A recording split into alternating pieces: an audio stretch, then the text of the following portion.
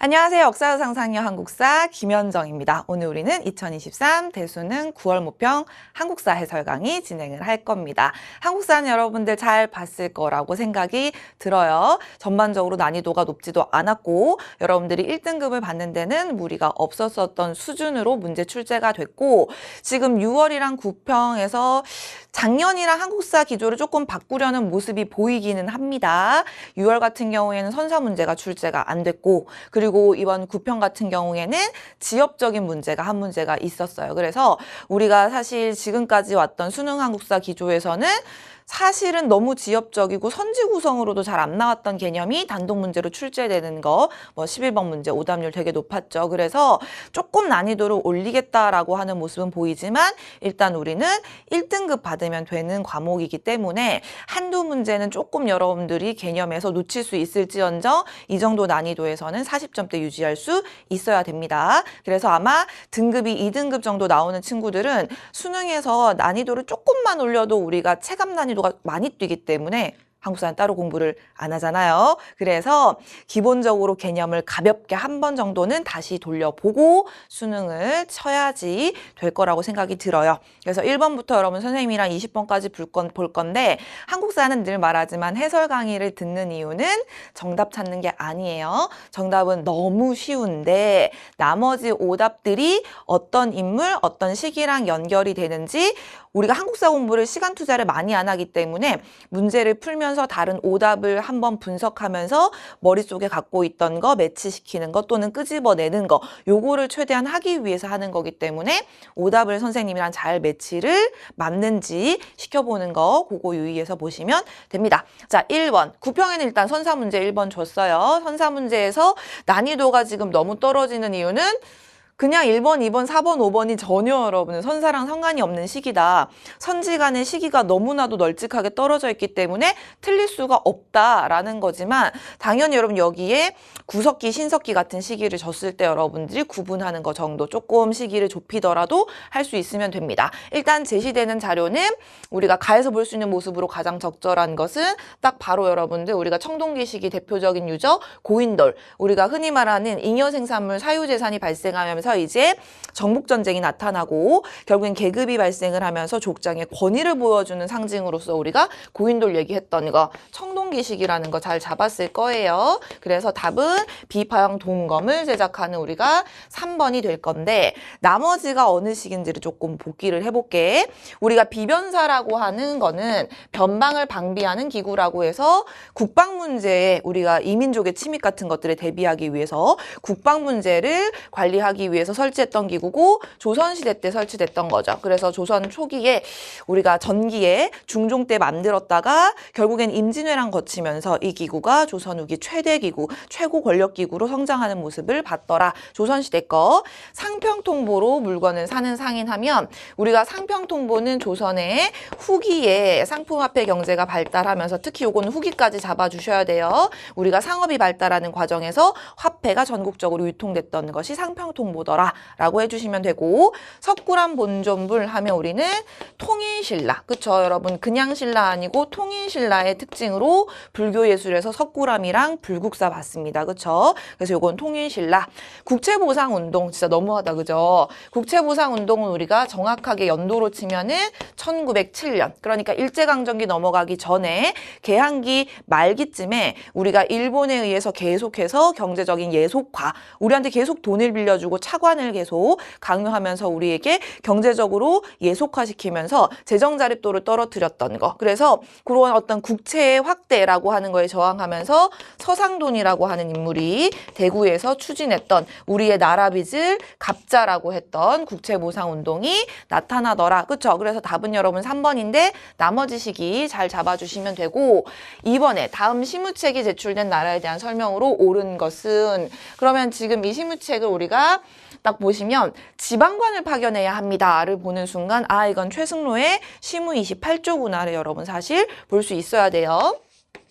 고려 초에 여러분들 우리가 성종이라는 왕이 있어요. 이 성종에게 시무책 28개의 시무안을 건의했던 것이 최승로고 최승로의 시무 28조 중에서 가장 대표적인 것 중에 하나가 7조의 외관을 파견하자. 지방관이라고 하면 서울 밖에 있는 지방에 우리가 관리를 파견해서 임금님이 백성들 집집마다 가서 보살펴 줄 수는 없으니 대신 아바타를 보내서, 즉 지방관을 보내서 지방을 다스리자라고 해서 성종이 지방제도를 정비하고 지방관을 파견했던 것이 요구에 의해서 나타났던 거죠. 그렇죠? 그럼 이거 우리가 고려에 대한 설명으로 옳은 것을 찾아주시면 되고, 답은 여러분 일단 2번입니다. 우리가 지방행정을 딱 봤을 때 머릿속에 떠올라야 되는 게 시기별로 여러분 어떤 나라에서는 어떤 정책이 이루어졌는지 매치를 시키는 게 중요하잖아요. 그러면 백제에서 여러분들 우리가 배웠던 지방제도가 하나 있었어요. 무령왕이 지방에 우리가 22담로를 설치해서 지방을 어떤 그 억제하려는 모습, 그래서 상대적으로 왕권을 강화하는 모습이 보인다라고 하는 거. 그리고 삼국에서는 우리가 백제의 22담로 정도만 체크해 주시면 되고, 그리고 나서 여러분들 신라로 넘어와서 통인신라 때 전국이 이제 통일하고 나서 영토가 굉장히 넓어졌으니까 구주 오소경으로 재정비되는 모습을 봤던 게 요겁니다. 그렇죠? 그래서 통일신라에 우리가 신문왕이라고 하는 인물이 전국을 9개의 주라고 끝나는 행정구역으로 여러분 나누고 5개의 소오경 미니 수도를 설치해서 수도인 금성, 경주의 치우침을 보완하더라라고 했던 게 통일신라입니다. 그리고 나서 여러분 고려로 넘어오면 사실은 우리가 5도 양계가 설치된다라고 얘기를 하죠. 성종이 처음에 지방관을 파견하면서 지방제도를 정비하면서 점차 고려가 시간이 넘어가면서 현종 때 완비하는 지방제도를 우리가 5도 양계라고 배웠어. 5개의 도와 양계라고 하는 2개의 군사행정구역이 있었습니다. 그죠? 근데 이 5도라고 하는 거 밑에 일반적으로 군이나 현이 있는데 요 5도와 군현의 지방관을 파견할 때 현에 파견되는 지방관을 수령이라고 했고, 요 수령이 여러분 만약에 파견이 됐을 경우에 우리가 주현, 수령이 파견이 안 된, 즉 지방관이 파견이 안 된 곳을 우리가 속현이라고 해서 고려는 주현과 속현 중에 속현이 더 많더라. 아, 중앙에서 지방에 수령을 파견하지 않은 동네가 많구나. 즉 중앙의 지방 어떤 중앙 집권, 지방 통제력이 아직까지는 약했다라고 얘기를 했던 게 고려 행정구역의 특징이었죠. 그래서 여러분 이게 고려의 5도 양계 밑에 있던 주현과 속현, 고려 겁니다. 그죠? 그리고 조선으로 넘어가서 나타난 게 뭐예요, 여러분? 조선의 8도. 그래서 조선 8도 설치됐던 것이 3번 조선의 모습이고, 4번에 여러분 면협의회라고 하는 게 나와요. 이게 사실 답은 2번을 찾고 4번은 언제인지 모르는 친구들이 있을 거예요. 면협의회가 언제? 일제강점기 때 설치됐던 겁니다. 여러분 일제강점기 때 우리가 머릿속에 당연히 한 3개의 시기 구분이 되죠. 무단통치, 문화통치, 민족말살통치. 그래서 그 이른바 문화통치라고 하는 것을 실시할 때 일제가 우리들은 한국인들의 문화 영달을 위하여, 우리는 한국인들의 문화 관습을 존중한다, 문화 발전을 돕는다라고 하는 명분으로 이른바 문화통치를 표방하면서 조선인들의 지방자치제도를 실시할 수 있도록 하겠다라고 해서 지방자치제도, 조선인들의 어쨌든 최대한 정치 참여를 인정하겠다, 참정권 확대를 얘기하면서 지방자치제도 실시했던 게 면협의회라는 겁니다. 여기서 뭐 도, 평의회, 부, 읍, 면, 협의회 같은 게 만들어진다라고 했었던 거거든. 그래서 이게 특히 1920년대 나타나는 모습이구나. 자, 그리고 오경 15부 62조. 이거 너무 복잡한데, 그죠? 그럼 우리가 발해라 그랬어. 그쵸? 외우기 힘들면 발해예요. 발해는 5개의 중요한, 뭐, 예를 들어서 뭐, 상경, 중경, 동경 이런 5개의 경의 행정구역과 그리고 15부 62주의 행정구역이 설치가 되더라. 그래서 여러분들 어느 나라에서 나타나는 건지 매치시킬 수 있어야 돼요. 요 정도는. 그죠?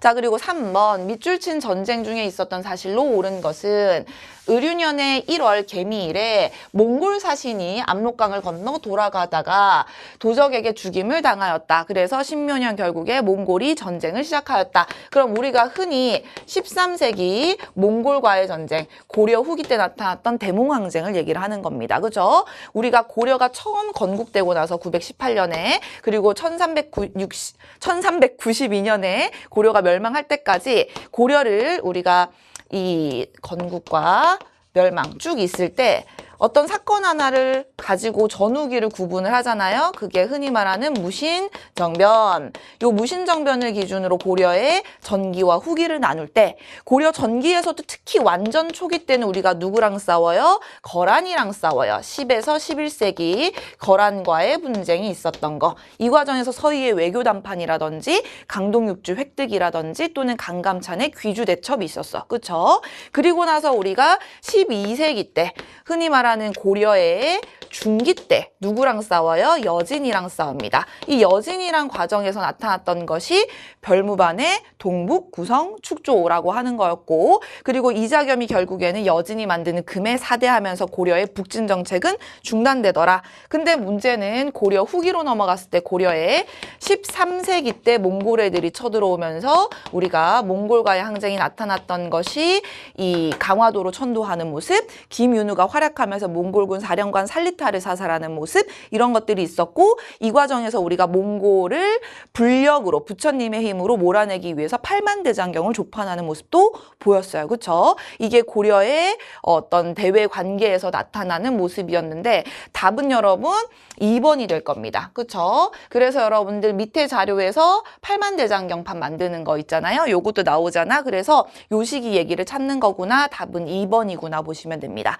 자, 그러면 대가야가 멸망했다라고 하는 거는 대가야는 후기가야 연맹체를 주도하던 가야의 후기 주도 세력이야. 걔가 멸망했다는 거는 가야가 완전히 소멸한다는 거고요. 참고로 6세기에 신라 진흥왕이 대가야를 멸망시키면서 가야가 완전히 신라에 복속되는 모습 보였죠. 이거는 6세기 일입니다. 그죠? 자, 미스야 협정이 체결됐다. 미스야 협정이 뭐야? 이거 여러분 조선 총독부 인물이잖아요. 그래서 우리가 독립군들이 만주에서 항일투쟁을 하면서 독립운동을 하다 보니까 이거에 대해서 결국에는 이제 일본인들이 이 만주 군벌과 협정을 체결해서 만주에서 활동하는 독립군을 토벌하기 위해서 일종의 압박하기 위해서 만주에 있던 중국인들이 한국인들의 독립운동을 총독부 여러분 이렇게 고발하게 되면은 그거에 대해서 일종의 어떤 돈 줄 테니까 우리한테 알려줘라고 하는 거죠. 그래서 결국에는 만주 군벌과 이렇게 여러분 작당하는 모습이 보이죠. 그래서 우리가 이게 일제강점기고요. 정확하게 말하면 1925년에 만들어졌던 협정이에요. 그쵸? 그래서 일제강점기. 인천상륙작전이라고 하면 여러분 뭡니까? 당연히 6.25. 그래서 1950년에서 53년까지 이승만 정부 시기 때 있었던 한국전쟁 얘기고요. 그쵸? 한국중앙총상회. 여러분 이때 황국이라고 하는 거는 고종황제 얘기하는 거죠. 대한제국기 때 중앙총상회라는 건 뭐겠어? 상인들이 여러분 중앙에 있는 상인이래. 서울에 있는 상인들이 하나의 어떤 총 모임을 만들었다. 아, 일종의 상인들의 동업조합이라고 보시면 됩니다. 그래서 요건 대한제국기 때 만들어졌던 거. 그래서 막 내신할 때 여러분 막 연도 외웠던 거 기억나요? 1898년 1898년에 한국중앙총상회 조직되더라. 요거는 대한제국기. 체크해 주시면 됩니다. 자, 4번에 가국가에 대한 설명으로 옳은 것은 그럼 이제 어느 나라인지를 일단 봐야 되는데 딱 비석이 여러분 보여요. 자, 이것은 임신서기석입니다. 여러분 임신서기석이 뭐야? 임신년 6월 달에 신라 청년 둘이서 우리가 함께 열심히 유학 공부도 유교 공부도 하고 같이 이제 무예 훈련도 같이 하자라고 해서 일종의 여러분 서약 맹약을 담은 비석이에요. 그렇죠? 그래서 이거 우리가 신라에서 유교 교육이 이루어졌던 대표적인 증거로 배웠던 겁니다. 어떤 나라의 젊은이들이 나라를 위해 힘쓸 것, 유교 경전을 열심히 공부할 것을 맹세한 내용이 새겨져 있다. 그래서 유교가 여러분 유학이 보급됐음을 보여주는 대표적인 신라 비석입니다. 그죠? 그래서 우리가 신라에 대한 설명 찾는 거 1번 답이 되겠죠. 국학이라고 하면은 신라, 특히 통일한 이후에 신문왕이 설치를 하는 거예요. 그래서 요거는 신라에 대한 설명. 그리고 2번에 신흥강습소를 세웠다. 이게 여러 뭡니까? 우리가 1907년에 일종의 애국계몽운동 단체로서 안창호 선생, 신채호 선생, 이승우 선생, 양기탁 선생 같은 인물들이 민족의 교육과 산업의 부흥을 도모하기 위해서 만들었던 요 신민회라는 단체. 근데 이 신민회란 단체가 다른 애국계몽 운동보다 더욱더 중요했던 이유가 뭐다? 국외에 독립군을 양성하기 위한 만주 삼원보의 신흥강습소까지도 만들더라. 그래서 우리가 신민회, 그쵸? 요거는 여러분 1907년에서 11년 활동하던 단체예요. 원산학사를 건립했다. 이게 우리나라 최초의 근대 교육기관이죠. 그쵸? 근대 학교라고 보시면 됩니다. 그래서 우리가 원산이라고 하는 함경도 지역에 있던 덕원 주민들이 아이들을 가르치기 위해서 만들었던 사립학교라고 하는 것이 굉장히 큰 특징이었고, 참고로 1880년대 때 여러분 만들어졌습니다. 그럼 유경공원은 뭔데? 유경공원은 최초의 근대 관립학교죠. 그쵸? 그래서 나라에서 만든 공립학교로서 최초의 근대학교가 영재를 육성하기 위한 공공의 학원이다라고 해서 근대 공립교육기관으로 1880년대에, 이건 86년에 만들어집니다. 연도까지 못 외우시더라도 우리가 개항기 때 배웠던 거 기억이 날 거고, 한성사범학교를 설립했다. 이건 여러분 아이들을 가르치기 위한 선생을 양성하기 위한 거죠. 사범이니까. 그래서 근대교육을 확장하기 위해서 우리가 가보개혁 때, 여러분 2차 가보개혁 때 발표했던 것 중에서 우리가 교육입국조서라고 하는 게 있어요. 신교육 학제를 마련했던 거, 요거 때문에 만들어졌던 것이 한성사범학교 또는 외국어 학교 같은 것들이 있었어요. 그래서 요 시기가 어떤 시기인지 여러분들이 잡을 수 있으면 되고, 5번에 밑줄 친 국왕에 대한 설명으로 옳은 것은 왕 업적 찾는 건가 봐요. 그죠? 봤더니 선릉에 대한 설명입니다. 제9대 국왕과 왕비의 늑이다. 그럼 이제 태정태세 하고 있는 친구들 있죠. 그죠? 자, 좀 더 설명을 읽어보면 학문을 장려했던 군주로 집현전을 계승한 홍문관을 설치했대. 여러분 집현전이 세종대왕 때 만들어져서 학문연구소로 운영이 되다가 그 이후에 세조라고 하는, 내가 왕이 될 상인가, 조카를 몰아내고 왕이 됐던 세조라고 하는 인물이 워낙에 왕권 강화를 도모하면서 집현전을 폐지시키고 경연을 폐지시켰죠. 그러다가 그 이후에 성종이 등장하면서 성종이 집현전을 부활시켰던 게 홍문관이고, 경연을 다시 실시함으로써 신하들이 왕한테 일종의 강론이라고 하는 것 또는 자문이라고 하는 것을 해주면서 신하들의 의견을 왕이 수렴할 수 있도록 만들었던 것이 홍문관입니다. 그쵸? 그래서 요거는 성종이다. 우리가 사실 알 수 있어요. 조선시대 때 성종. 그럼 조금 더 볼게요. 3사 언관직을 중심으로 사림을 등용하였다. 그전까지 지방 양반이었던 사림을 우리가 이제 집권 세력이었던 훈구라고 하는 인물들을 견제하기 위해서 성종이 처음에 15세기 때 지방에서 중앙정계로 진출시키기 시작하면서 사림들이 진출했고, 이 사림들이 결국에 훈구랑 사화를 거치면서 싸우다가 결국에 16세기 선조라고 하는 왕 때 정권을 완전 장악하면서 사림이 전국을 주도하더라. 그러고 나서 지들끼리 붕당이 발생하고 임진왜란이 터지더라. 이런 얘기 했었잖아요. 그래서 성종 때 사림이 처음 중용됐던 거 우리가 성종 맞구나. 그쵸? 그래서 블라블라블라. 그럼 성종에 대한 업적 찾는 거 답 3번이죠. 성종 이름 왜 성종이야? 나라의 체제를 완성하기 때문이잖아요. 그 완성이라는 게 뭐야? 나라의 체제와 제도를 딱 문서로 픽스, 딱 텍스트로 딱 적어놨다는 것 자체가 법전을 편찬하는 거죠. 조선의 기본법전이자 최고법전인 경국대전이 완성되더라. 성종 때. 자, 홍범14조를 반포하였다. 홍범14조는 일단 여러분 가보개혁, 2차 가보개혁 강령입니다. 그럼 당연히 가보개혁기니까 고종이겠죠. 왕으로 따지면. 통립의무화문을 두었다. 이것도 여러분 우리나라 최초 개화 추진 기구입니다. 그렇죠? 그래서 1880년에 우리나라가 처음으로 근대화하기 위해서 만들었던 거니까 근대 개항기 때 이것도 고종 거예요. 그렇죠? 근데 요거는 이름 자체를 여러분 뭔지 아셔야죠. 우리나라의 최초의 근대화를 추진하기 위해서, 개화를 추진하기 위해서 만들었던 기구구나. 그래서 통립의무화문은 1880년대 개항 초기 집사부를 설치하였다. 참고로 집사부 설치는 여러분 왕은 교육과정에서 우리가 안 배워요. 왜냐면 요거는 원래 신라시대 때 있었던 어떤 하나의 주라고 하는 걸 갖다 나중에 어떤 왕이 이걸 부로 그냥 바꿨기 때문에 왕 두 개를 굳이 다 설명하지도 않고 우리는 요 집사부라고 하는 거는 신라의 통일 이후에 국정을 운영하는 최고기구다 정도로만 여러분 봐주시면 됩니다. 그래서 신라시대 때 원래 집사부가 설치가 되는데 통일하고 나서 이 왕들이 집사부라고 하는 기구를 중심으로 운영하면서 귀족들의 힘을 약화시키고, 이거는 왕의 직속기구거든. 왕권을 강화하는 모습 보인다. 그래서 신문왕이 집사부를 중심으로 운영했다. 뭐 이런 거 국정 운영에 있어서 신라의 핵심 기구다 정도만 체크를 해주시면 됩니다. 일단 신라 거. 그쵸? 자, 훈요 10조를 남겼다. 이거 누구예요? 고려의 건국자였던 태조 왕건이 후대 왕들에게 고려의 국왕으로서 어떻게 국정 운영을 할지에 대해서 중요한 유훈 10개를 남긴 거였지. 그래서 여러분 고려 거. 그죠?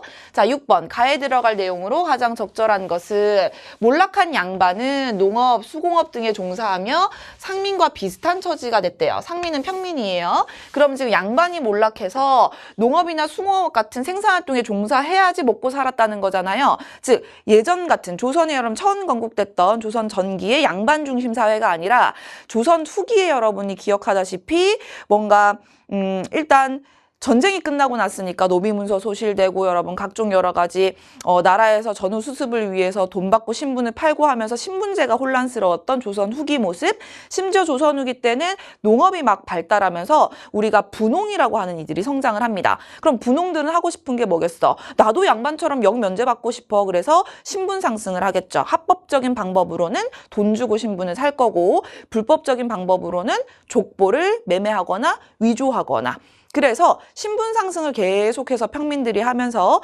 양반은 몰락하고 일부 양반들은 몰락하고 일부 농민들은 성장하면서 신분제가 완전히 혼란해지는 조선 후기 얘기를 하는 건가 봐요. 그죠? 서울들이 그래서 양반 힘이 약해지니까 차별받다가 이제 차별 철폐 운동을 전개하기도 했고요. 상민들은 다양한 방법으로 양반 신분을 획득하려고 했다.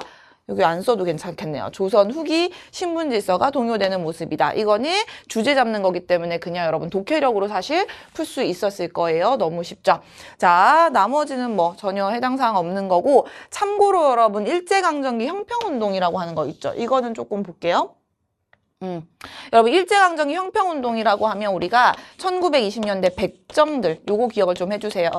신분제는 없어졌지만 일제강점기 이전에 가보기역 때 신분제는 이미 없어졌어. 하지만 여전히 사회적으로 차별받고 있었던 사람들이 도축업자, 도살업자 우리가 흔히 과거에 천민이었던 요 백정들이었죠. 그래서 백정들이 우리가 흔히 말하는 그 백정들이 사용하는 저우를 상징하는 그런 어떤 저우를 모티브로 형평 우리가 일종의 차별을 철폐하고 백정들의 어떤 그런 그 신분, 인권 같은 것들을 요구하는 형평운동을 전개했던 거. 요거 여러분 요거 두 개 매치될 수 있어야 됩니다. 됩니까?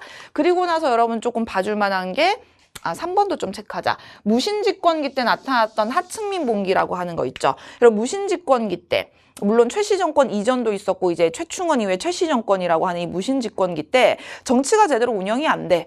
무인들이 이제 딱 힘 주고 나니까 너무 좋거든. 그래서 지방관들이라든지 또는 무신들이 농민들 수탈을 너무나도 많이 합니다. 그러다 보니까 요 무신집권기 때 하층민들이 먹고 살기 힘들어서 들고 일어나는 게 망이 망소이의 난.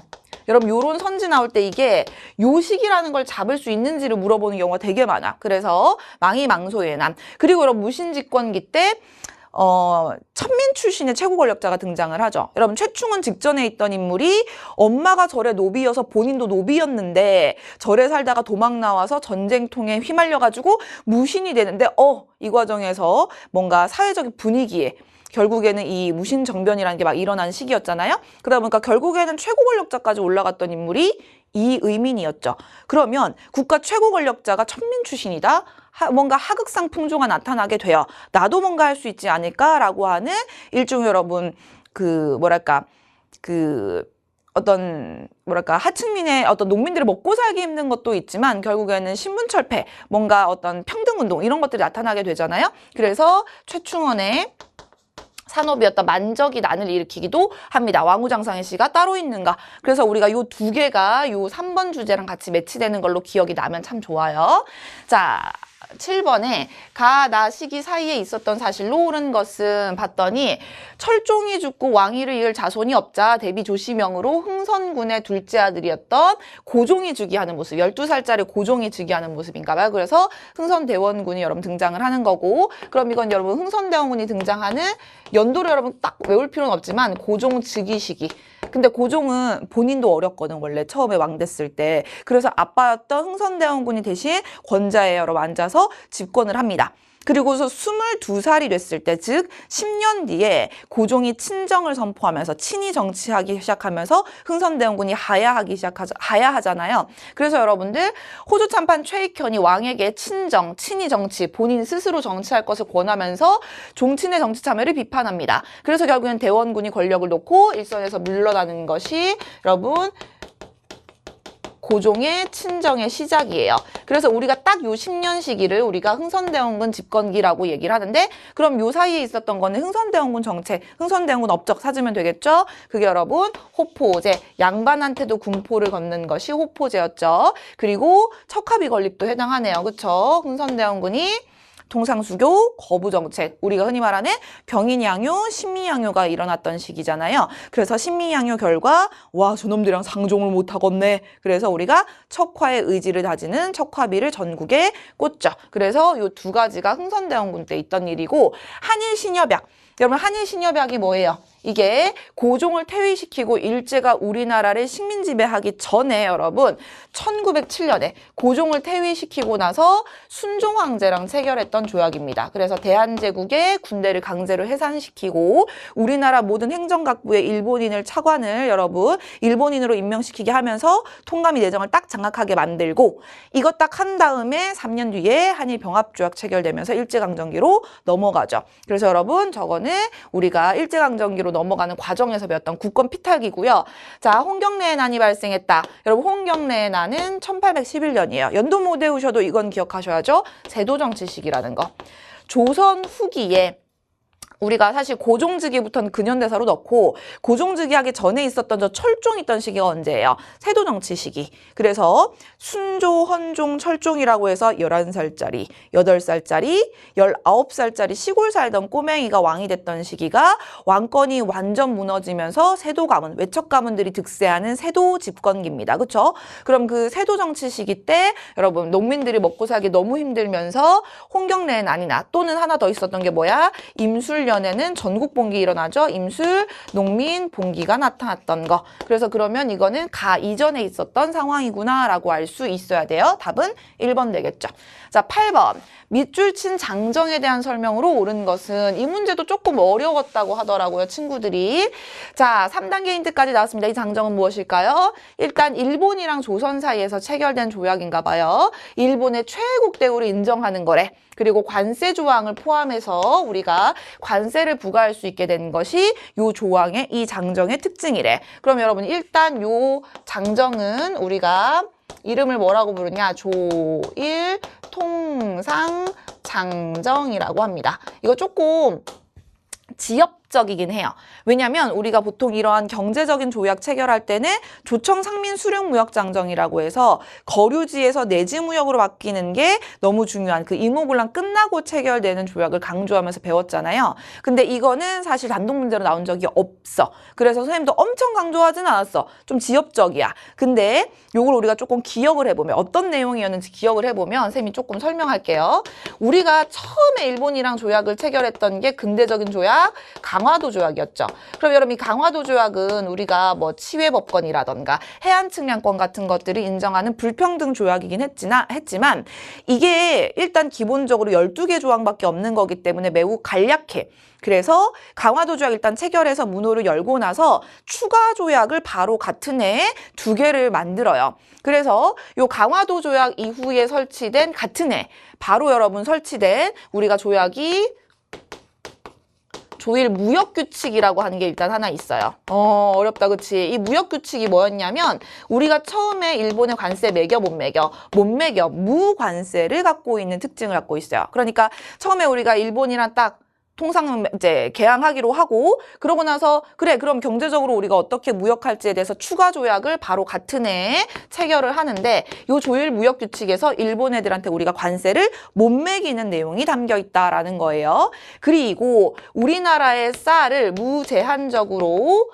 양곡 우리나라에 여러분 곡물을 수출하게 하는 데 있어서 우리가 제한을 가하지 못하도록 무제한 양곡 수출, 무제한 양곡 계속해서 우리나라에서 유출되는 내용을 담고 있는 게 요 무역규칙이야. 요거는 무슨 내용이냐면 우리가 먹고 살기 힘들거나 쌀이 부족하면 일본 애들한테 그러니까 못 사가도록 제한을 할 수도 있잖아요. 나 너한테 안 팔 거야. 우리가 안 팔 수도 있어야 되잖아. 근데 그런 우리가 방공령을 선포할 수 있는 내용이 없었어. 이 무역규칙에는. 일본 애들이 쌀을 사갈 수 있는 권리만 써 있었던 것이 요 무역규칙의 특징이에요. 그래서 무관세, 처음에 일본한테 우리가 관세를 못 매기더라. 그리고 일본 애들은 우리나라에서 쌀을 무제한적으로 계속해서 사가더라. 식량 유출이 심하겠죠.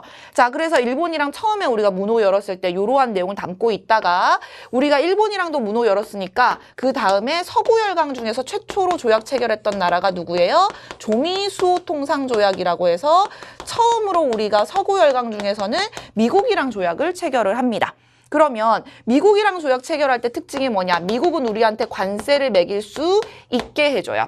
그리고 우리도 미국한테 줬던 게 최혜국 대우라고 해서 굉장히 중요하게 내신할 때 배웠죠? 우리 수업할 때도 최혜국 대우라고 하는 것이 미국이 처음으로 서구 열강으로서 우리나라랑 조약을 체결하는 거니까 미국 입장에서도 찝찝해.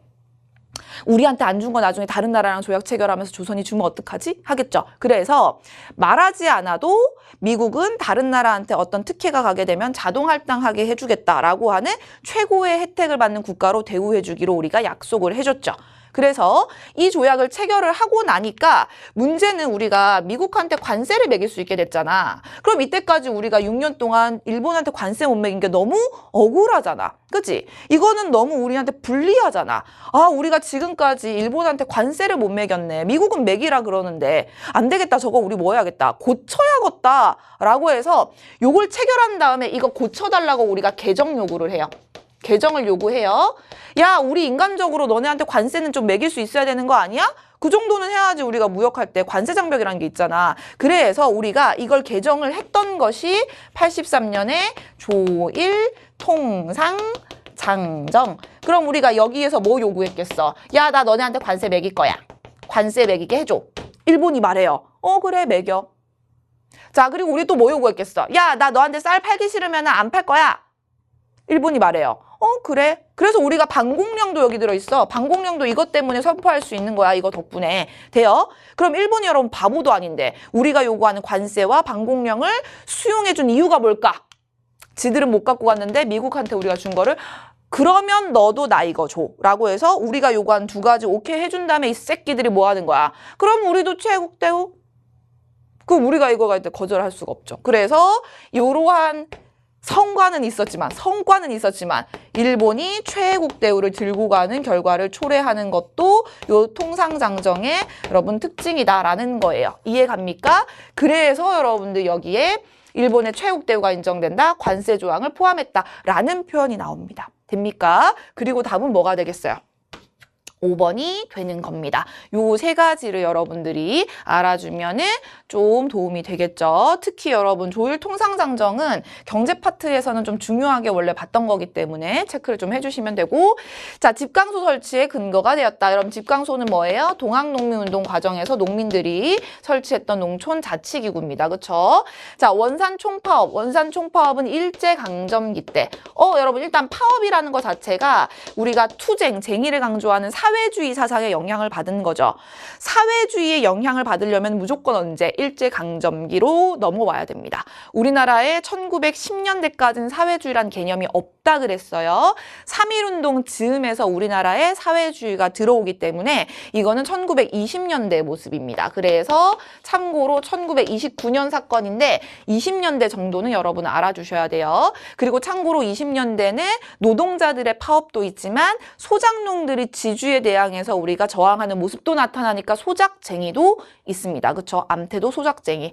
자, 거중조정. 거중조정이 뭐야? 우리가 요 미국과 조약 체결할 때 사실 러시아를 견제하려고 미국이랑 조약 체결한 거기 때문에 딱 조미수호통상조약의 딱 1번 조항에 너 나 누구랑 싸우면 도와줘 라고 하는 거중조정의 내용이 담겨 있죠. 이거는 조미수호통상조약의 내용이죠. 자, 통감이 부임하는 계기가 됐다. 여러분 우리나라의 이토이로붐이라고 하는 초대 통감이 뭐 때문에 와요? 을사늑약으로 인해서 우리가 뭐 할 때? 외교권이 박탈되면서 이 외교와 관련된 통감, 자문하는 인물로 통감이 왔던 것이 을사늑약이에요. 그래서 통감부가 설치되는 것이 을사늑약 결과죠. 여러분 요거 찾을 수 있겠죠?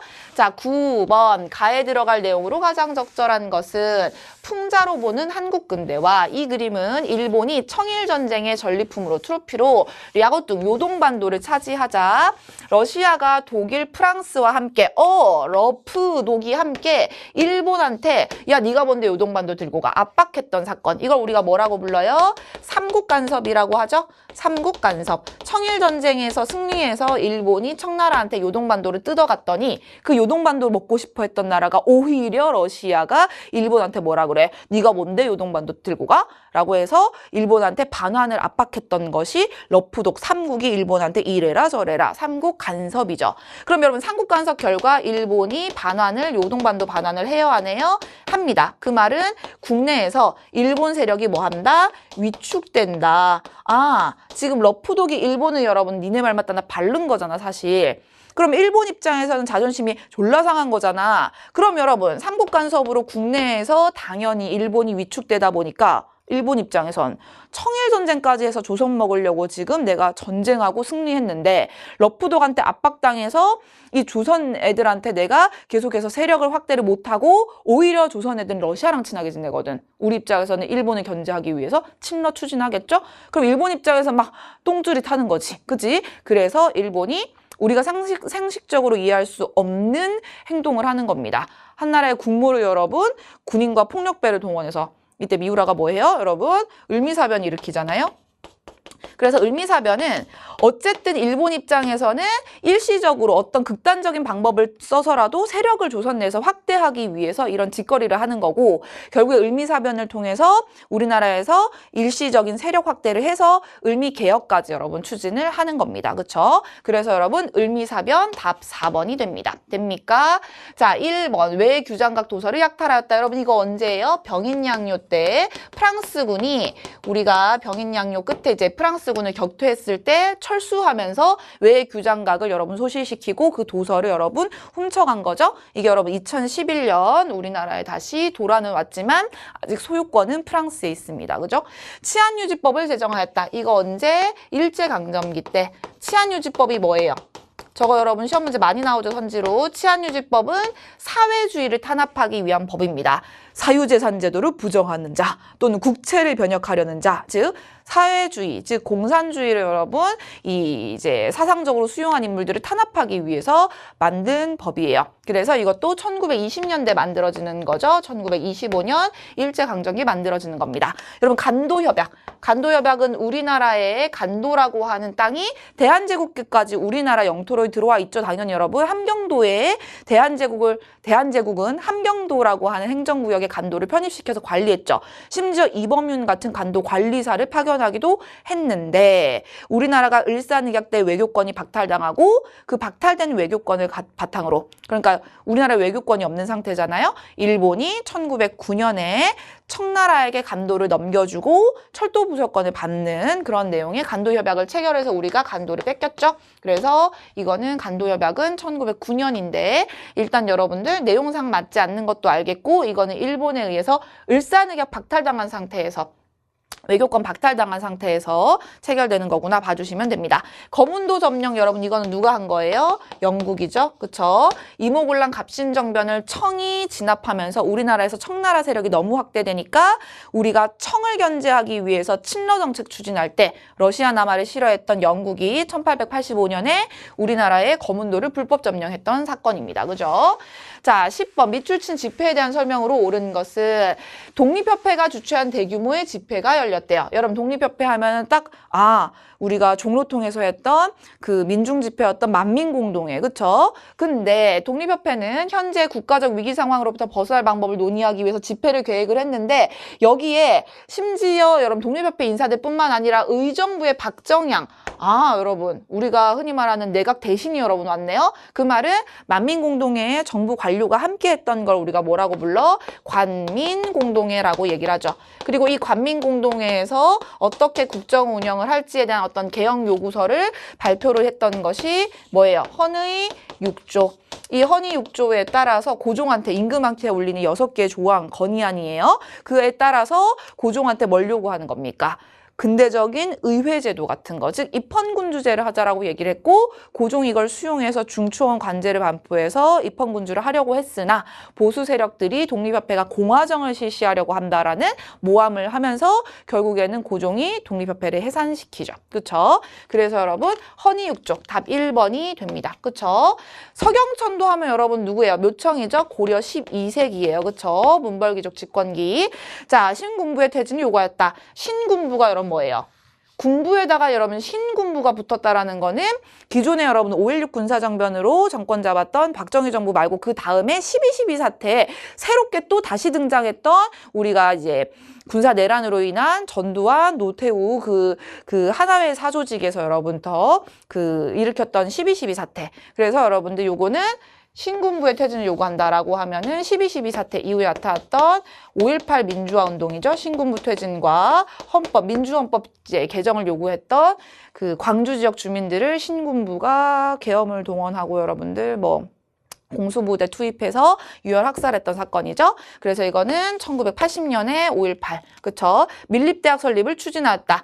우리 아이들을 가르칠 밀립대학, 우리가 아이들을 가르칠 대학을 만들자. 1920년대에 일종의 여러분들 우리가 민족실력 양성운동으로 전개된 겁니다. 우리의 산업, 물산장려운동이라고 해서 우리가 만든 거 우리가 쓰자. 그리고 여러분 민족교육, 밀립대학 설립운동이라고 해서 우리가 아이들을 가르칠 대학을 만들자라고 해서 물산장려, 밀립대학 이게 20년대 나타났던 국내의 민족주의 계열의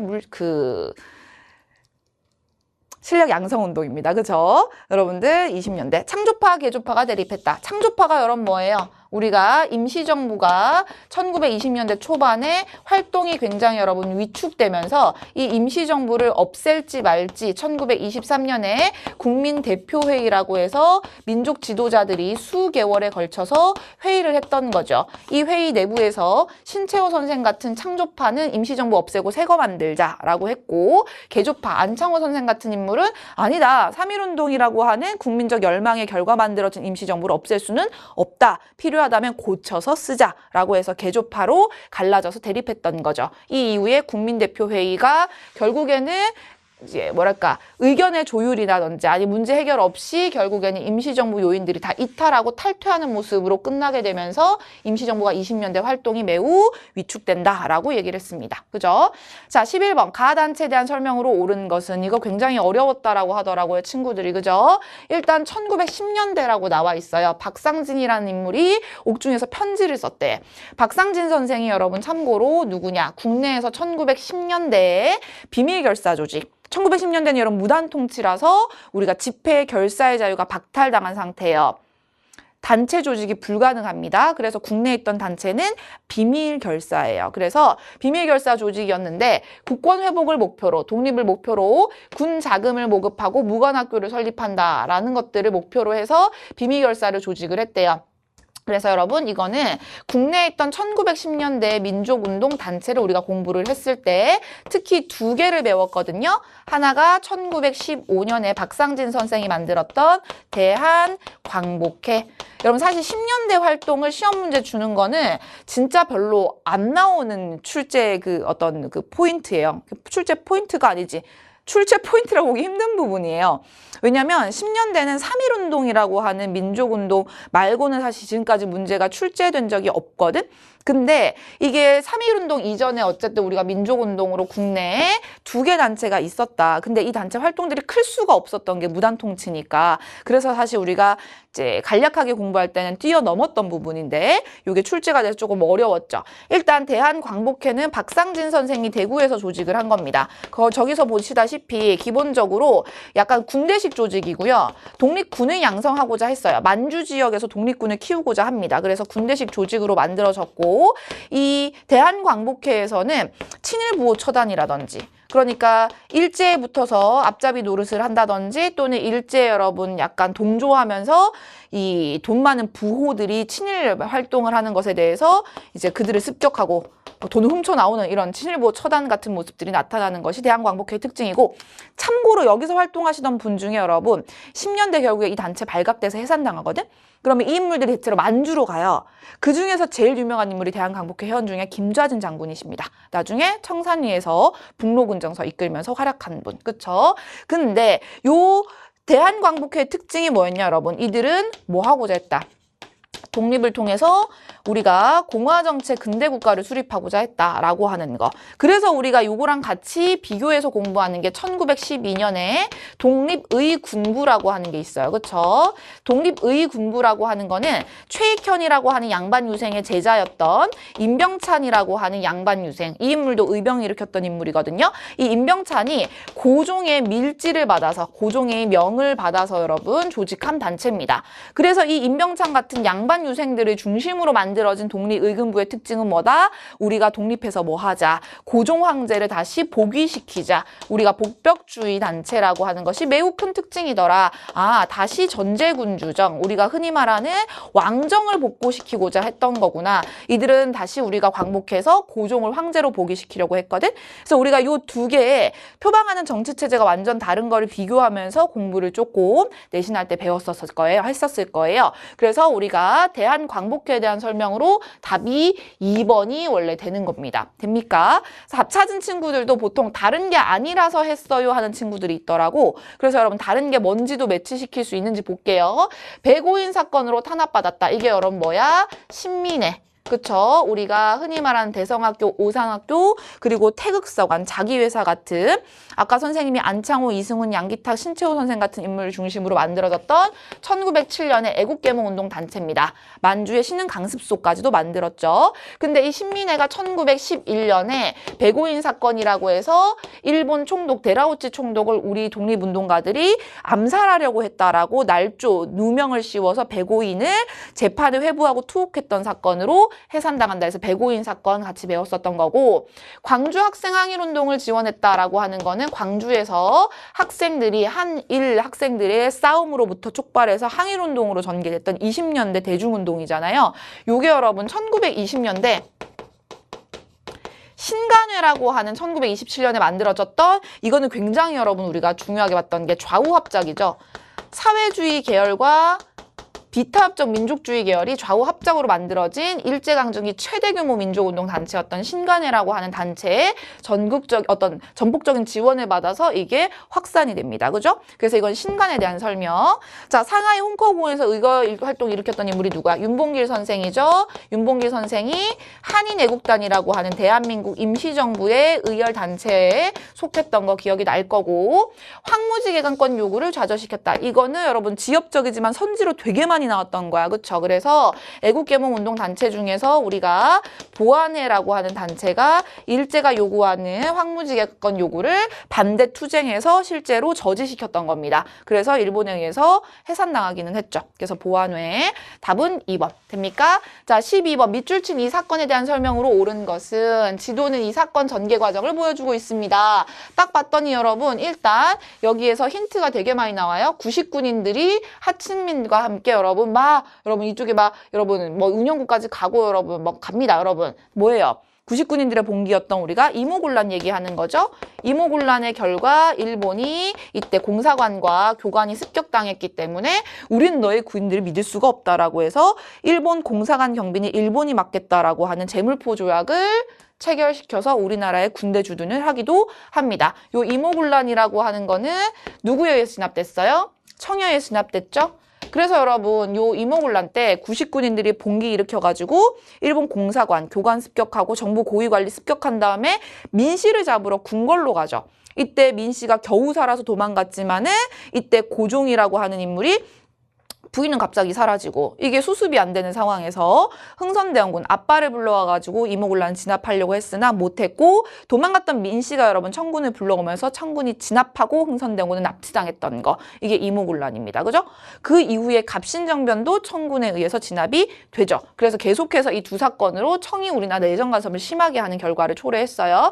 1번 답이 되고, 2번 동학교조의 신원을 요구하였다. 동학의 시조였던 여러분 일종의 그 교조라고 부르는 인물이죠. 최재우의 억울함을 풀어달라. 동학농민운동이고요. 이거는 단발령 시행에 대한 불만. 여러분 단발령은 을미의병을 일으키는 계기가 됩니다. 을미의병이라고 하는 것이 구한말 최초의 의병이죠. 우리의 국모시의 을미사변과 함께 을미개혁 때 단발령을 우리의 민족정신을 끊기 위해서 단발령을 일제가 실시하면서 양반 유생들이 들고 일어나는 겁니다. 농민들이 교합해서. 자, 고종의 퇴위. 여러분 이거 너무 중요하죠? 고종은 뭐 때문에 퇴위가 당하는 거야? 헤이그 특사. 헤이그 특사는 왜 때문이에요, 여러분? 을사늑약. 을사늑약의 부당함을 알리고 이걸 갖다가 무효화하기 위해서 고종이 네덜란드 헤이그의 이위종, 이상설, 이준열사를 파견했지만 성공하지 못했고요. 요 특사를 계기로 오히려 일본이 고종을 압박해서 고종을 퇴위시켰던 것이 1907년의 사건입니다. 그렇죠? 자, 5번 국가재건 최고회의. 이게 뭐예요? 국가재건 최고회의. 우리가 5.16 군사정변을 일으켰던 박정희 전 대통령, 그때는 대통령은 아니었고요. 박정희가 처음부터 대통령으로 바로 올라오는 것이 아니라 군사정변 이후에 약 2년간의 군정을 이룰 때, 그 군정 시기 때 기구를 우리가 국가재건회의라고 합니다. 그쵸? 국가재건 최고회의랑 같이 중앙정보부 설치해서 군정이 이제 실시되는 모습이 보이죠. 그때 참고로 우리가 박정희 군정 때 있었던 가장 큰 특징으로 봐야 되는 것이 경제개발 5개년 계획이 시작되는 거였죠. 그죠? 자, 그래서 답은 1번. 13번 가에 대한 설명으로 옳은 것은 자, 대한제국 시기 때 일본이 우리나라에 경제적으로 어떤 침투를 했냐? 계속해서 돈을 빌려주죠. 이것 때문에 아까 전에 우리 빚을 갚자라고 하는 국채보상운동이 나타나기도 하고 두 번째, 백동화, 우리나라 근대 시기 때 화폐예요. 이 화폐를 포함한 구화폐, 상평통보까지 포함해서 우리나라 기존 화폐를 일본 돈으로 바꾸려고 했던 거. 여러분 이게 뭐예요? 메가타라고 하는 우리나라의 재정고문으로 온 인물이 화폐 정리 사업한 거죠. 우리나라 돈을 일본 화폐로 바꿈으로써 우리나라 민족 자본과 민족 어떤 기업가를 몰락시켰던 거. 그게 여러분 화폐 정리 사업입니다. 돈 바꾸면서 우리나라 돈을 평가 절하해서 결국에는 자본 또는 뭐 기업 이런 것들을 다 몰락시키죠. 이게 화폐 정리 사업. 답은 몇 번이 되겠어요, 여러분? 3번이 됩니다. 됩니까? 노급 폐지는 언제야, 여러분? 통일신라 때 신문왕이 왕권을 강화하기 위해서 노동징발권을 갖고 있던 노급을 없애고 관료전이라고 하는 수조권만 지급했던 거. 그쵸?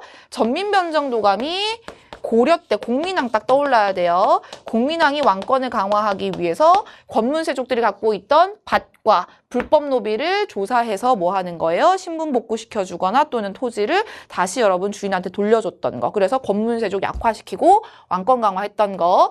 YH 무역사건의 계기가 됐다라는 표현은 우리가 나올 수 있는 게 없고 YH 무역사건은 박정희 정부 때라는 거 알아주시면 됩니다. 박정희 대통령 때 우리가 사실 60년대는 경제성장을 매우 많이 했으나 70년대는 여러분 위기가 있어요. 경제에서도. 박정희 정부 때도. 왜냐하면 70년대 초반에 1차 오일 쇼크. 그쵸? 그리고 여러분 70년대 말에 2차 오일 쇼크. 그래서 오일 쇼크 때 우리가 경제적인 위기 상황에서 YH라고 하는 가발 공장이 문을 닫으면서 이 YH에 있던 여공들, 여자 노동자들이 일자리를 잃고 월급을 못 받고 하면서 야당 사무실에서 시위를 하는 과정에서 이걸 진압하는 과정에서 결국엔 부마 민주항쟁까지 나타나게 되고 결국에는 12.6 사태라고 하는 박정희 대통령의 암살까지 나타납니다. 그래서 여러분 이건 박정희 정부. 임술농민봉기 언제였어? 아까 우리 조선시대 세도정치 시기 때 홍경래의 난과 함께 나타났던 거 기억날 겁니다. 됩니까? 자, 14번에 가에 들어갈 내용으로 가장적절한 것은 이 비석은 저수지 축조 이후에 땡땡 수리조합의 연역과 관계자 명단 등을 기록한 것입니다. 토지조사 사업을 마친 1910년대 우리나라 토지 약탈했던 10년에서 18년 일본의 총독부, 조선 총독부는 일본의 식량 부족 문제를 해결할 목적으로 이제 이걸 또 실시한대. 그럼 이제 1920년대로 넘어오면서 나타나는 산미증식 계획을 얘기를 하겠죠. 쌀의 증산을 돕겠다. 그리고 그 증산한 만큼 일본에 팔아라 라고 해서 산미증식 계획을 실시했죠. 이때 수리조합 설치하고요. 밭을 논으로 많이 바꾸고요. 품종 개량하고요. 화학비료 막 들여오고요. 엄청나게 여러분 증산을 위한 막 여러 가지 정책을 펴지만 증산은 계획만큼 안 됐고 계획만큼 수탈은 해가죠. 그래서 우리나라는 쌀 생산해서 일본한테 뜯겨가지고 만주에서 싸구려 잡곡을 수입해 먹는 식량 부족이 나타나는 문제까지 나타났던 게 산미증식 계획입니다. 답은 여러분 5번이 되죠. 그죠? 지게발급 뭡니까? 지게발급. 대한제국 때 우리가 있었던 광무개혁기 때 근대적인 토지 소유를 새롭게 정비하는 과정에서 지급했던 땅 문서예요. 그죠? 당백전을 발행했습니다. 여러분 이거 딱 보자마자 흥선대원군의 왕권 강화책 중에서 뭐 경복궁 중건, 경복궁 중건 하려면 당연히 필요한 게 많아요. 그쵸? 그래서 목재도 많이 필요하니까 양반들의 묘지림을 벌목하고, 그리고 심지어 노동력도 많이 필요하죠? 노동력 강제 증발하고, 거기다가 여러분 돈이 많이 필요하니까 강제로 기부금을 걷는 원납전 징수해도 돈이 모자라. 그래서 당백전, 기존 화폐 상평통부의 100배의 가치를 가지는 고액 화폐를 남발하면서 물가를 폭등시켰던 것이 문제가 되죠. 그죠?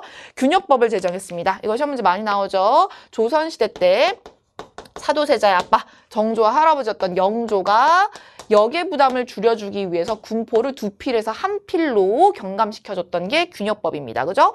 새마을운동. 여러분 새마을운동은 언제? 1970년대. 그래서 박정희 정부 시기 때 있던 겁니다. 여러분 참고로 박정희 정부 시기 때 우리가 경제성장하면서 경제성장에 사실 가능했던 배경 중에 하나가 저임금, 노동력에 대한 여러분 대가를 좀 많이 안 치르죠. 그리고 저고가, 곡물 가격을 계속해서 나라에서 정책적으로 쌀값을 계속 낮춰줘요. 왜냐하면 이제 임금을 적게 주면은 곡물 가격을 낮춰야 되거든. 그래서 저임금, 저고가 때문에 나타나는 것이 저임금, 노동자 문제가 발생해서 이제 전태일 분신 사건이 나타나는 게 1970년의 일이고, 저고가는 또 어떤 문제를 유발하겠어? 농촌 농가 소득이 너무 떨어지면서 도농 격차가 너무 심해집니다. 그래서 새벽종이 울렸네, 새아침이, 농촌의 현대화 이런 것들을 하면서 농가 소득 증대를 도모하려고 했던, 그래서 캠페인 운동으로 전개됐던 게 새마을 운동입니다. 그쵸? 1970년대예요.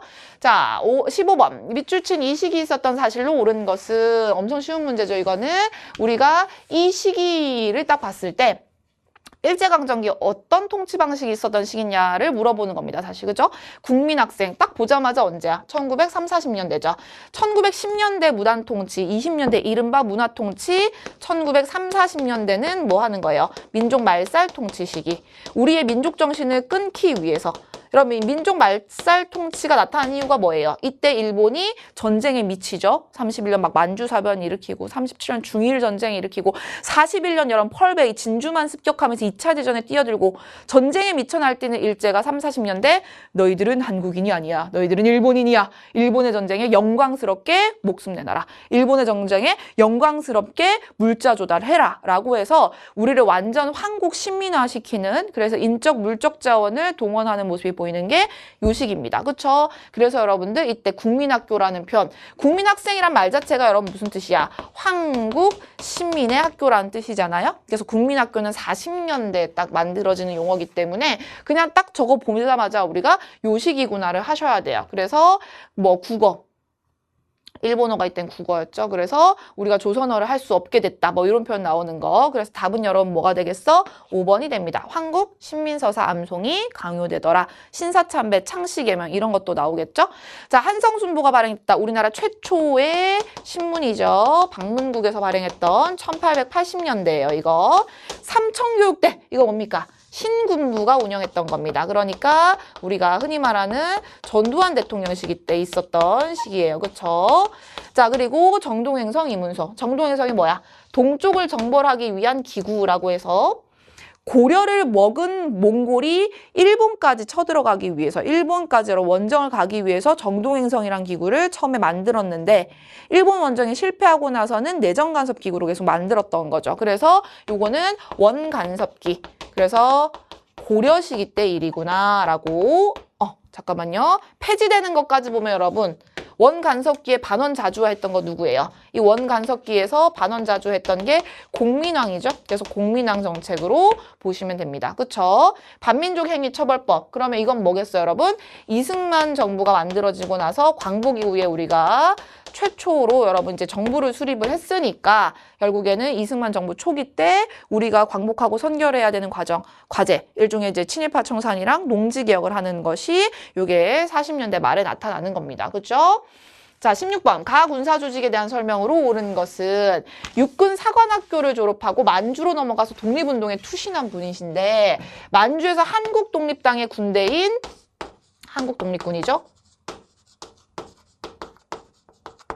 지청천 선생이 총사령으로 계십니다. 그쵸? 지청천 선생이에요. 그리고 나중에 대한민국 임시정부의 정규군이었던 1940년 충칭에서 조직된 한국광복군도 이 지청천 선생이 총사령관으로 활동을 하시죠. 그쵸? 보통 한국광복군이 쉽게 나오면 나오는데 이건 조금 어렵까 한국독립군이 나왔어요. 여러분 이게 언제였냐면 1930년대 만주에서의 모습입니다. 잠깐만 볼게요. 여러분 1930년대 만주에 30년대 딱 시작하자마자 여러분 있었던 서간도 지역에 남만주라고도 하죠. 서간도 지역에 있었던 독립군이 조선혁명군입니다.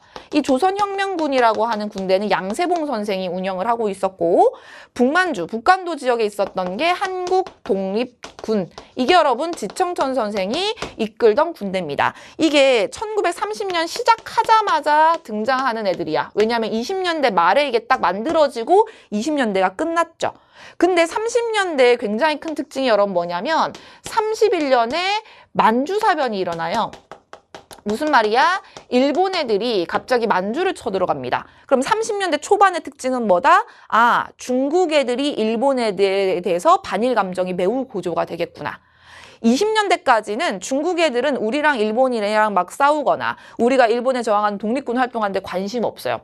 심지어 싫어해. 왜냐하면 여기서 우리가 만주 땅에서 중국 땅에서 어쨌든 활동을 하는 거기 때문에 중국 애들이 싫어해. 그래서 미스협정 체결해서 일본 총독부에 막 알려주고 돈 받아가고 막 이랬잖아요. 근데 31년 딱 되자마자 만주사변이 일어난다? 중국 애들 입장에서도 아 일본 놈들 개새끼구나 이렇게 되는 거야. 그러면 이제 그 개새끼랑 싸우는 여러분 한국 애들이 뭐야 나의 친구가 되는 거지. 그래서 30년대 초반 만주 지역의 가장 큰 특징이 뭐야? 한중 연합작전.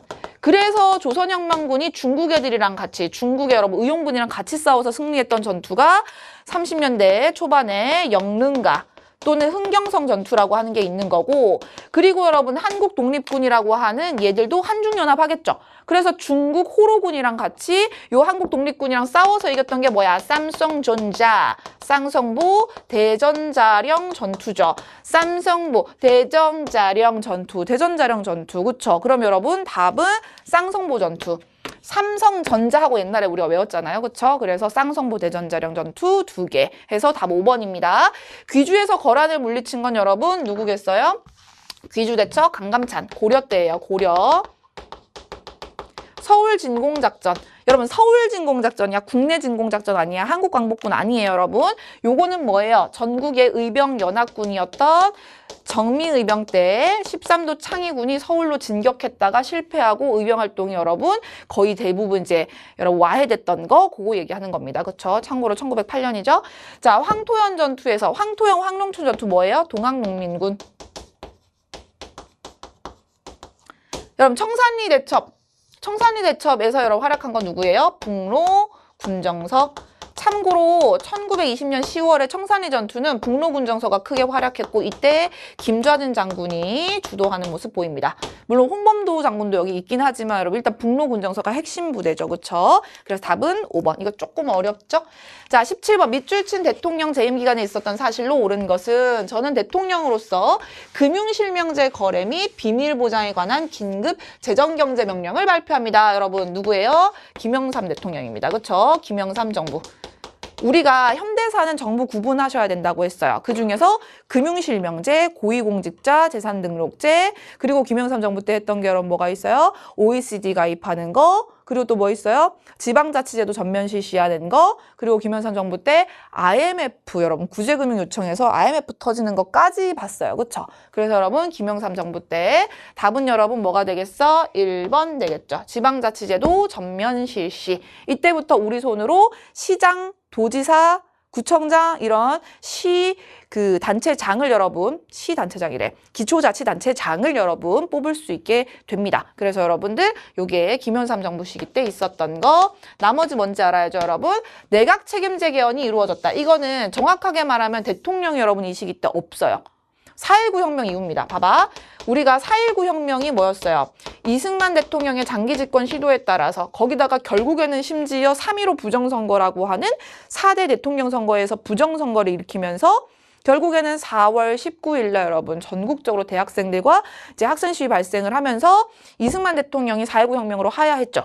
그러고 나서 우리는 이제 대통령제는 아닌 것 같다라고 해서 과도 정부 시기 때 내각 책임제 개헌을 한 다음에 그 헌법에 따라서 우리나라 최초의 유일한 최초라고 하기는 마지막이기도 하네요. 그렇죠? 우리나라 유일한 장면 내각이라고 한 내각 책임제 정부가 운영이 됩니다. 그렇죠? 그래서 여러분 4.19 혁명 이후다.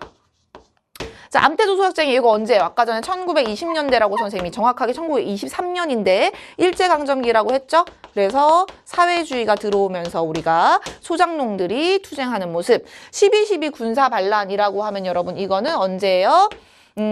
박정희 대통령이 암살당하고 나서 여러분 1900 잠깐만.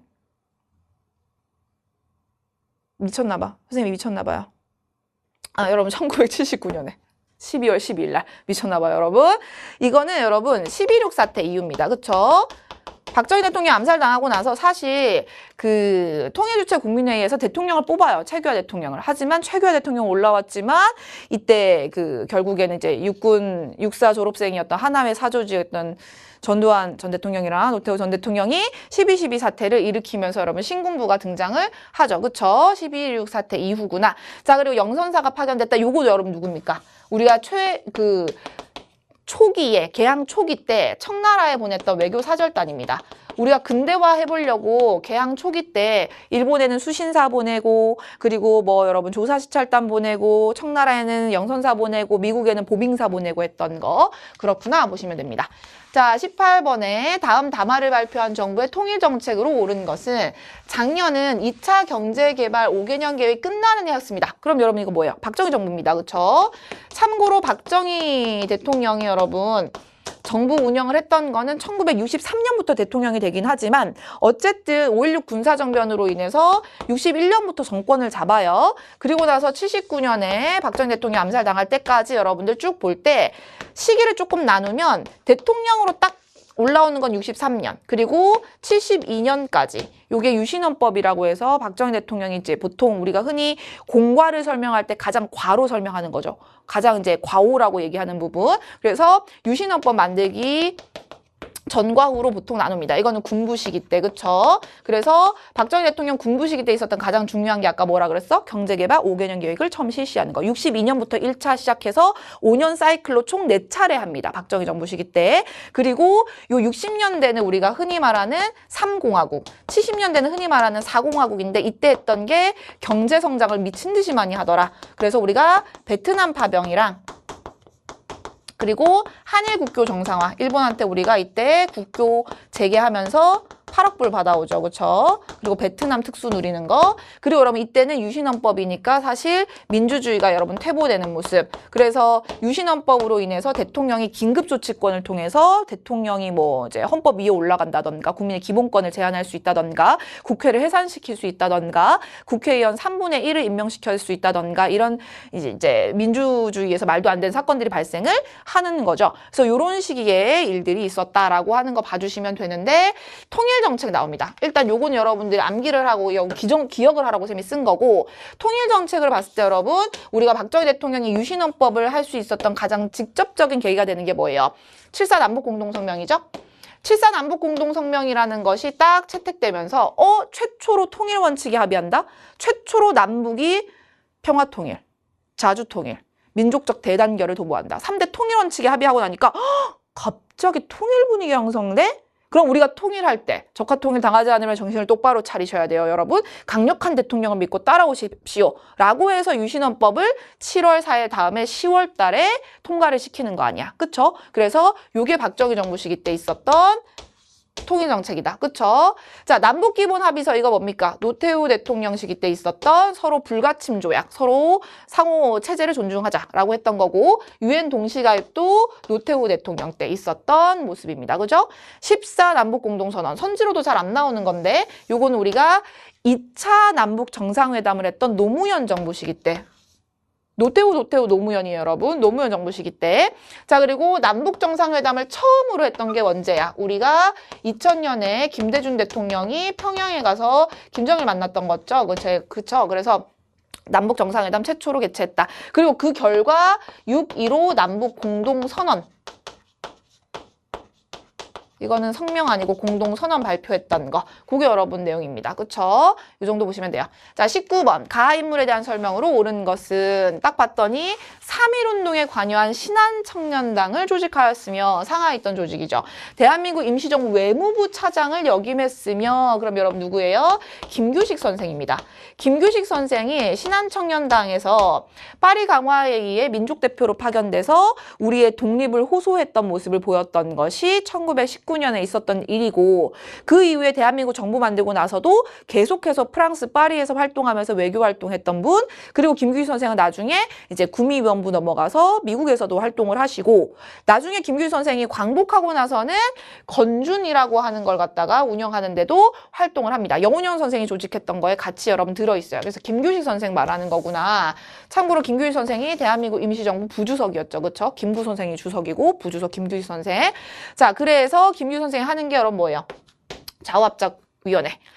광복하고 나서 우리가 단독정부를 수립하자라고 하는 참고로 이게 이승만 전 대통령이 그때 이제 이승만 박사였죠. 이승만 전 대통령이 광복 과정에서 광복하고 나서 이제 정부 수립하기 전에 우리가 사실 바로 정부를 우리가 못 만들었잖아요. 특히 이념 대립이 너무 심해가지고 이 시기 때 우리끼리 일단 정부 수립하자라고 했던 정읍 발언을 하면서 그건 아니잖아. 우리 같이 통일정부 만들어야지 라고 해서 좌와 우에서 여러분 중도 세력들이 합작 노력했던 것이 중도 우파 김규식 선생과 중도 좌파 여운형 선생이 했던 겁니다. 그래서 좌우합작위원회를 주도하면서 어떻게든 통일정부 수립하려고 했죠. 근데 이 위원회가 활동에 성과가 없어서 실패로 끝나고 나서 유엔에서 결국에는 단독정부 수립을 위한 5.10 총선을 결정을 해버리니까 김규식 선생이 그때는 김구 선생이랑 어디로 갑니까? 평양으로 가서 남북협상까지 시도하는 모습 보인다라는 거. 너무한 거 아니야, 그죠? 삼국유사를 저술했다. 여러분 누구예요? 삼국유사? 고려 후기 일현 스님. 근데 여러분 너무했다 하면서 이거 혼자 김부식 쓰고 이러면 안 돼요. 김부식은 삼국 사기. 그쵸? 위화도 해군을 단행했다. 이성계가 여러분 조선 건국 과정에서 위화도 해군하죠. 수선사 결사를 제창했다. 여러분 고려 후기에 진울국사가 수선사 결사를 통해서 불교의 어떤 그 부패함을 비판하고 승려 본연의 자세로 돌아갈 것을 결의했죠. 그쵸? 진울하면 여러분 떠오르는 게 사실 정해쌍수, 도노점수 이런 것도 떠올라야 됩니다. 답은 4번. 자, 마지막 문제예요. 다음 뉴스가 보도된 시기를 연표에서 옳게 고른 것을 지난달 9일 60국민대회를 하루 앞두고 여러분 60국민대회래. 심지어 시위에서 부상을 입고 치료를 받던 연세대 이한열 군이 오늘 새벽에 사망했습니다. 여러분, 이한열 군의 사망으로 인해서 사실 이한열 군이 이 6월 10일 국민대회 그 전날에 6.9 이 시위 과정에서 최루탄 맞고 피가 터지면서 머리에서 여러분 그 사진이 헤드라인에 걸리면서 6월 민주항쟁을 더욱더 여러분 증폭시키게 되잖아요. 그래서 이거는 1987년에 1987 여러분 영화 봤죠? 강동원 씨가 이한열로 나왔잖아요, 여러분. 우리가 1987에서 6월 민주항쟁 나오는 모습, 그쵸? 6월 민주항쟁. 이런 6월 민주항쟁이 나타나는 이유는 80년대 전반에 민주화를 압박하는 그런 어떤 전두환 정부의 그런 어떤 강권책도 문제였고, 거기다가 시민들이 가장 원하는 게 뭐였어? 이때 대통령을 우리 손으로 못 뽑고 있었어요. 그래서 대통령을 뽑을 수 있게 개헌을 해달라고 하는 직선제 요구를 4월 13일 날 호헌 조치, 헌법 안 바꿀 건데 전두환 대통령의 담화문 발표로 인해서 여러분 1987 영화 보면 나오잖아요. 호헌, 철폐, 독재, 타도 요 워딩이 시험 문제도 간혹 나와 쌤이 지금 막 얘기하는 거야. 이 워딩이 가장 큰 어떤 캐치프레이즈, 슬로건이라고 볼 수 있잖아요. 그래서 호헌 조치로 인해서 결국에는 시민들이 뛰쳐나오는 겁니다. 그리고 사실 그해 겨울에 박종철이라는 학생의 고문치사 사건도 배경이 중요하게 작용을 하죠. 그래서 여러분들 6월 민주항쟁에 대한 설명, 방금 말했죠? 호헌 조치에 대해서 분노한 국민들이 여러분 6월 민주항쟁을 통해서 결국에 대통령 직선제 요구를 관철시켜서 요 6월 민주항쟁은 성공하는 모습. 그래서 요게 여러분 한 달 내내 막 전 국민들이 들고 일어나니까 결국에는 그때 여당의 노태우 대통령이 나중에 되시죠, 여러분.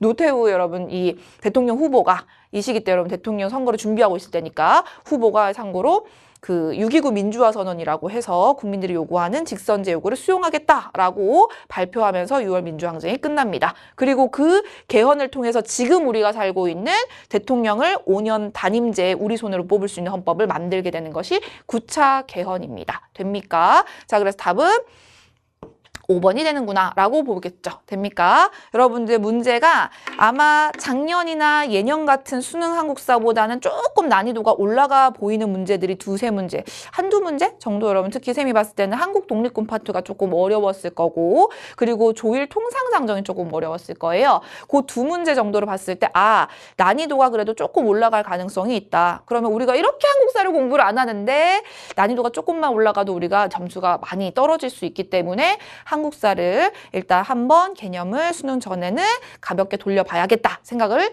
해주셨으면 좋겠고 아마 여러분들 한국사는 그렇다고 여러분들 뭐라 그래야지 일주일에 몇 시간씩 아니면 하루에 한 시간씩 이렇게 시간 투자할 필요까지는 없을 거고 개념을 여러분 나중에 한번 돌려볼 때는 보통 이제 6차시 이런 강의 갖고 여러분 돌려보니까 수능 전에 돌려보시면 되고 그전에는 여러분 10월에 모의고사 한번 풀면서 점수 유지되는지 체크를 조금 해보시면 될 거예요. 그죠? 여러분들 고생이 많죠? 여러분들 지금부터 한 2달 바짝 달리셔야 됩니다. 그죠? 여러분들 좋은 결과 있기를 바라고 한국사에서 발목 안 잡혔으면 좋겠어요. 수고 많았습니다, 여러분들. 우리가 끝까지 좋은 결과 있도록 노력할게요.